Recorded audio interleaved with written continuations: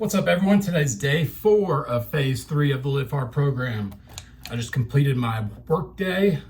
This morning I woke up at 12:30 like I have been the past few mornings. I got my first 45-minute workout done, which consisted of 45 minutes on the stair stepper. Then I did a little bit of back and basically chest because I did some lat pull downs and some push-ups. Then that didn't take very long, maybe like 15 minutes to do that. Really not focused on lifting as much while I'm at work right now, just because whenever I wake up at that time, I get done and I basically take a nap, or try to take a nap before I wake up and do my 45-minute outdoor workout, which I did at 3:30 this morning, and did a 45-minute ruck. I went a little over like 2.25 miles. I realized that normally I get closer to 2.5 miles whenever I'm walking in front of my house or up and down my road or in most other places, but I'm walking in the dark, so I'm walking with a flashlight, and it's kind of like a gravel road basically, so I'm not wanting to roll my ankle, so I'm walking slower. I'm trying to make up for it in other ways, so it's difficult because you want it to be difficult. If all you can do is walk, if all you can do is something that's even less than walking, you got to start somewhere. But if you're capable, you need to be pushing yourself. And for me, I don't want to just get something done and just say I did it and not get the most out of this, which is what I'm trying to do, and what you should be trying to do if you're doing this program at all, 75 hard or any of the phases. My goal whenever I do my 45 minutes on the stair stepper is to get to 500 calories on my watch. I guess active or total calories. It's the bigger number. Anyways, I just shoot for that. That way I know what pace I'm on. It's a pretty good pace. I start at level 1, 2, 3, then I go back to 1. The last maybe 10 minutes I cut it back, but I do 10 minutes of each. And even level 1 on that thing's kind of moving still, especially whenever I just roll out of bed and I go burn calories like that. I'm like still, sore from waking up, and I don't give myself any time because I want to get that workout done. So I have enough gap in between the two workouts, because you're not supposed to do them back to back, which I feel like mine's 3 hours apart. So from the start of one to the start of the other, it's 3 hours. So I'm counting it. Today at work, pretty decent, I guess. It was hot again, a little over 105 or so. Just normal tasks. I'm still basically like a pumper position, just going around making sure the wells are flowing. Bouncing between 30 different wells, but it's only between 4 different locations and then a big facility. I usually stay out of the facility just because if you watched what I was talking about yesterday, there's people that are negative and they bring me down. I don't want to be around them, so I just kind of do my own thing. If somebody like a boss lets me know that they need something done, I go do it. Otherwise, I basically just do whatever I want, which is still daily tasks that I do every day because I hold myself to that standard, and I know other people that are there don't. So those things would never get done if I didn't do them on my week, because then it goes after my week, the next person comes in for the next week and they don't do it. So it's stacked up, basically like dumping the sand that accumulates in these big test separators. You got to open a valve and basically dump them. It's not difficult at all, but it's a matter of crawling underneath it and doing it. Not hard. And I just do it at my own pace. Basically mess around in between doing stuff. I've been messing around so much that I haven't even done my reading while I was at work. I've been getting all my other tasks done, listening to a podcast, being active on the Legionnaire app with First Form. But I think the reading's the last thing I have to do. Today I talked to a stranger. His name was Murph. He's working for, I guess it was working for Conoco. I didn't get that for sure, but he was working on one of our compressors that I was out there with. So he was a stranger, so I talked to him. I didn't necessarily have to talk to him. I normally don't talk to the people that come around or are working on their own things, because it's not my deal. I'm a contractor out there, so if I was a company employee, I'd be talking to everybody and wanting to know their names. But him and a guy named Trey were out there, so I talked to them. Briefly brought up 75 hard just because I talked about how I was doing a program and how that I had woken up at midnight, and that was what my normal schedule is now. Most people get off work and stay up till 10 or 11, whatever, and then wake up right before work and drive straight to work. So I've never heard of anybody doing what I'm doing. And for me, it seems, I keep trying to like give myself credit. It's like I'm doing my outdoor workout when it's 75 degrees, but I'm also waking up and cutting my sleep short to get that done. So it's kind of both ways. Like I said, trying to give myself credit, I'll second guess a lot of things, and then not get the same mental toughness built up because I'm questioning whether I did it good enough. So you got to give yourself credit whenever you know you're doing it right. And I know that waking up at midnight or 12:30 a.m. is harder than if I were to just go outside and do my 45-minute outdoor workout when it's 105 degrees. I can do that easy. I stand out there and working most of the day. Not most of the day, I lied. But some days it's most of the day. Not today though. But the random act of kindness today, the last few days, or the first 3 days of this phase, they involved money. And it's kind of hard for me to decide like what to do for somebody. And I don't want to just have it be monetary, because that seems like it's too easy. Like I said, same thing. Not allowing myself to do something that if it's not like the full standard, basically, if it's not up to standard. So today there's this highway that I drive down. I only go down it about 5 miles a day each way. It's a main highway for all the oil field traffic out here. Where I'm at is a very small town. There's not even really a town, there's a truck stop, and that's all there is. And a bunch of these man camps where the people that work out here stay. There's just like a bunch of rooms. Obviously you can see the background of this place. It's ghetto. But anyways, there's always tires on the side of the road and stuff like that. And today there was tread off of a semi truck tire. I pulled over. Oh, back to the highway. It used to be the deadliest highway in the country. It's Highway 285. They've sold shirts at the gas stations like outside of this area saying, "I survived Highway 285." It's gotten not as bad now because they've widened the road and made it 2-lane in a lot of places. But there's still a lot of it where it's construction and it's head on. So I still think it's dangerous, but not so much right here where I'm at. Anyways, I pulled over.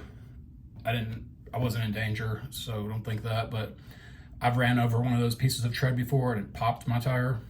So I pulled over and moved that out of the way. I actually threw it into the back of my truck, and then I threw it into the dumpster at this place where I'm staying at. So that's could have saved somebody a tire or potentially an injury, because if you blow out a front tire and you're not holding on to the steering wheel and it jerks you one way or another, it could jerk you over into the traffic, or it could jerk you into the ditch. It just depends. So that was my act of kindness. Like I said, I'm just trying to not do the same thing every time, not let it be like that was easy, but it was still saving somebody's day potentially. So I got that done. I had my gallon down like probably by 8 a.m. Like I said though, I woke up at midnight. By the time I do both my workouts, I pretty much have 6 or 7 bottles down, because I drink 4 during my first 45 minutes after I wake up. Do I have it with me? As always, first one, aminos, pineapple, orange, banana. If you guys want to support me, if you see these videos and you find inspiration in them, the way I can say to support me is to use my link. It'll be in the description, and order some product. You're going to be getting the best quality supplements on the market, and you're going to be contributing to me as an affiliate to the brand. So clothes, workout like tank tops and stuff like that for girls, and leggings, and just good supplements. I ordered something new. It's their Microfactor, which is their vitamin packs. Normally they come in a little pack like this. It's got like 8 pills in it.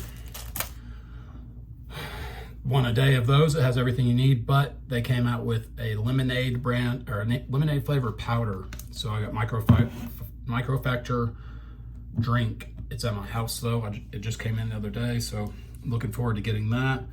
That's a good alternative to popping pills, but it still doesn't count as your water. So if you're drinking that, like if this was a bottle of aminos, that's not water. I didn't make the rules.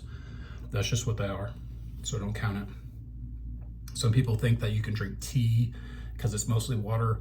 You got to drink water. So the main thing I wanted to talk about today is how I noticed that everywhere you go, this is really prevalent at the airport, but you notice it at the gas station, even at work. People are just so addicted to being on their phones. It's like they can't put it down. And it's like a race to hurry up and get back on it.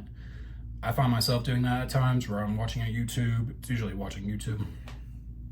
I always watch these videos where either that Vegas Matt channel, the slot games that he's funny on, and this guy that goes around and catches pedos and then gets them arrested. But that's basically what I watch. But usually if I catch myself doing that, like when I'm at work, it's different because I'm getting paid. I guess I can justify it. But I try to get something out of it. Like I'll get on the First Form app, or I'll try to learn something about the stock markets or stuff like that. But if I'm at home and I'm not doing anything, if I'm just catch myself watching YouTube, I'll make myself get on my treadmill, so at least I'm walking while I'm doing it and not just laying around. But you just notice it. Like some people can't even, people sit on their phone while they're driving. They pull up to a gas pump, they get out, they're on their phone walking into the gas station, they're on their phone at the checkout, they're on their phone back out to the car. You got to pay attention to what's going on around you, especially nowadays. You got to be aware of your surroundings. So if that's you and you feel like that's something that you do, you can start correcting yourself. You can build up the discipline in your mental toughness by, cutting time off of that. You got to force yourself, whether it's something you want to do or not. You're setting a standard. So I do it purposely, especially when I'm around Mackenzie, because she's like that. She's had her phone, years now, and it's one of those things that I shouldn't have let her, basically. But it's hard to say, like when you're doing something one way for most of your life, and then you want to make a correction. People aren't just going to automatically listen to what you're saying. You have to do what you're saying that they need to do and that you've always said you were going to do for a while. It could be years. And it's even like that for me. I've been doing this now, not being a loser thing, for 5 years. And there's still times where I feel like she second guesses whether I'm going to do what I say. And I make that a point to do what I say I'm going to do. Like it's something that it bothers me if I don't. I'll constantly think about it till I do it. So if I say we're gonna go somewhere, we go there. If I say I'm gonna get you this thing, we're gonna do this thing. If I say whatever it is, that's just material things. But if I'm gonna be at your game, if I'm gonna be at your school thing, whatever it is, I need to be there. So whether that takes me driving 7 hours home, then so be it. But no matter what it is, you need to be a person of your word. And if you're constantly telling people to get off their phone and you're always on your phone, people aren't going to listen to you. And it goes for everything else in your life. If you aren't living up to what you're saying and setting the standard, people are just going to look at you and laugh, basically. So if you're telling people they need to be in shape or get in better shape, you need to be in good shape. If you're telling people they need to get off their phone, you need to get off your phone. If you're telling people that you're going to eat good and everything finally and start working out, you need to start doing it. And then people will start to believe in you after you put in the work consistently. Like I said, 5 years. And I still feel like it's my fault because of the 10 years before that where things were different as far as for her to know how I am. So if you're wanting to set a standard and be an example and be a role model and be a leader, you need to be doing the things that you say you're going to do and that you tell other people to do. And one of those things just so happens to be not spending so much time on your cell phone. I've talked about this on Andy's podcast. He's talked about it before that, which is where I heard about it. 10, 20 years from now, people walking around on their cell phones needs to be looked at like people smoking cigarettes nowadays. It used to be cool 20, 30 years ago. Everybody was smoking cigarettes. It was on all the commercials, which was all propaganda basically, but to keep you sick and to keep you reliant on their medicine. But that's how phones need to be. And that's probably the same thing. It's going to be getting, I mean, I don't know. I'm not trying to get into all that on here, but I don't want my channel messed with. But anyways, put your phone down, interact with other people. That's probably one of the main reasons why I don't talk to people when I'm out. It's because everybody's looking at their phone and not at what's going on. They're not looking where they're even walking. There's countless videos of you'll see of people where they just walk into the pole or walk around in front of traffic or just different things. People need to pay attention, especially nowadays, pay attention to your surroundings. And just, it's an addiction, I understand, just like a drug. So if you can correct that and get yourself to stop doing things, you can be able to start correcting other areas in your life. And eventually there won't be anything that's going to suck you in and keep you controlled like that, because that's what it is. It's a control device. But anyways, what else? I got to do my reading. It's like what time is it? 6:43. I'm about to go to sleep so I can wake up at 12:30 again, start this over with. Day 3 for my work shift is tomorrow. I have 7 days total. I wish I was going on right now, but whatever. Get this over with. It'll go by quick, especially after day 4. It goes by fast. Tomorrow's Friday, which, I mean, doesn't necessarily matter, but the office people, the bosses out here work, or they're off on the weekend, so they don't really come out and say stuff. Just gotta handle business and keep doing the things that you're supposed to do and be a person of your word. Put your phone down.